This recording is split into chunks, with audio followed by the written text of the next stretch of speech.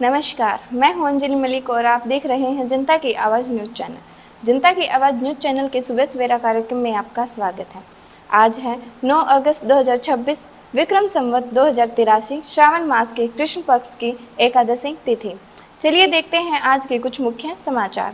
लाल साल के 2026 बैच के कई छात्रों ने भारत के मुख्य न्यायाधीश सूर्यकांत के दीक्षांत समारोह का मुख्य अतिथि बनाए जाने का विरोध किया है। छात्रों का विरोध सीजीआई के नीट प्रदर्शनकारियों और नई दिल्ली में हुए प्रदर्शनों को लेकर दिए गए हालिया बयान से जुड़ा है। 23 जुलाई को छात्रा ने विश्वविद्यालय के कुलपति, रजिस्ट्रार, प्रोफेसरों और प्रशासन से सीजीआई के निमंत्रण पर पुनः विचार करने की मांग की।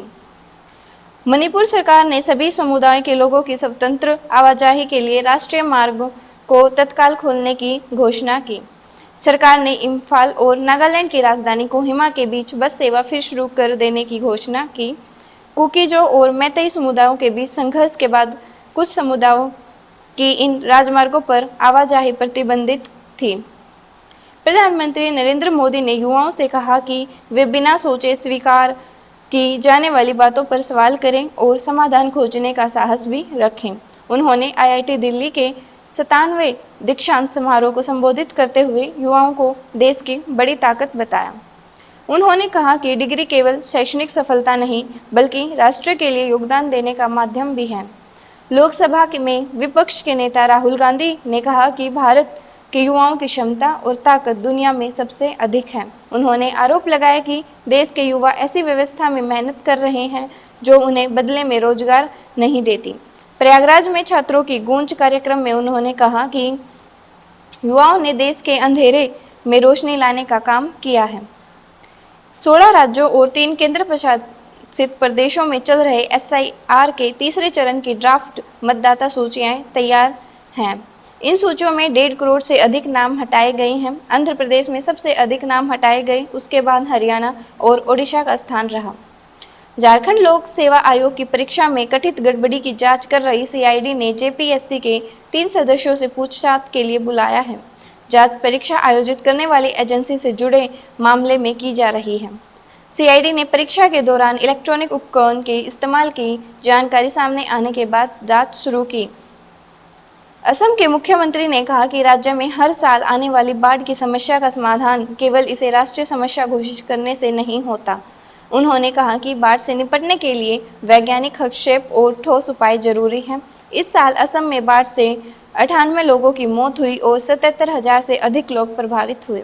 इजरायली सैनिक लेबनान के जवातर अल गरबिया गांव में घुसे और वहां मिट्टी की नई दीवार बनाई। यह गांव लेबनानी सेना के नियंत्रण में है और जून में हुए समझौते के तहत यहां सेना को जिम्मेदारी संभालनी थी। चीन के ताइवान जलडमरू मध्य से गुजरने वाले जहाज़ों के लिए यातायात नियंत्रण उपाय लागू करने की कोशिश की। ताइवान ने चीन के इस कदम को अंतर्राष्ट्रीय नियमों के खिलाफ और हास्यास्पद बताया। ताइवान का कहना है कि जलडमरू मध्य में जहाज़ों की आवाजाही को लेकर कोई अनावश्यक हस्तक्षेप नहीं होना चाहिए। भारतीय वायुसेना के एक विंग कमांडर को पाकिस्तान से जुड़ी खुफिया जानकारी साझा करने के आरोप में गिरफ्तार किया गया। अधिकार पर सोशल मीडिया के जरिए पाकिस्तानी खुफिया ऑपरेटिव के संपर्क में आने का आरोप है। जांच एजेंसियों उनके संपर्कों और संवेदनशील जानकारी साझा किए जाने की जांच कर रही हैं। केंद्रीय गृह मंत्री अमित शाह ने शनिवार को तिरुवन्नमलाई के अरुणाचलेश्वर मंदिर में पूजा अर्चना की। वह हेलीकॉप्टर से पहुंचे और गिरिवलम मार्ग से मंदिर की ओर गए। उसके बाद उन्होंने श्री रमन आश्रम और गिरिवलम मार्ग स्थित आध्यात्मिक केंद्र में भी प्रार्थना की। तमिलनाडु के सांसदों की बैठक में लोकसभा सीटों के परिसीमन के प्रस्ताव पर चर्चा हुई। बैठक में मौजूदा 553 लोकसभा सीटों को बनाए रखने की मांग की गई। सांसदों ने कहा कि परिसीमन में राज्यों के बीच समान प्रतिनिधित्व और हितों की रक्षा सुनिश्चित होनी चाहिए। हरियाणा सरकार ने बंटो कटारिया को राज्य अनुसूचित जाति आयोग की अध्यक्ष नियुक्त किया। बंटो कटारिया पूर्व केंद्रीय मंत्री रतनलाल कटारिया की पत्नी हैं। उन्होंने आयोग में अध्यक्ष पद की नई जिम्मेदारी दी गई है। नियुक्ति के आदेश सरकार की ओर से जारी किए गए। धन्यवाद। आज का कार्यक्रम यहीं समाप्त होता है। जय हिंद, जय भारत।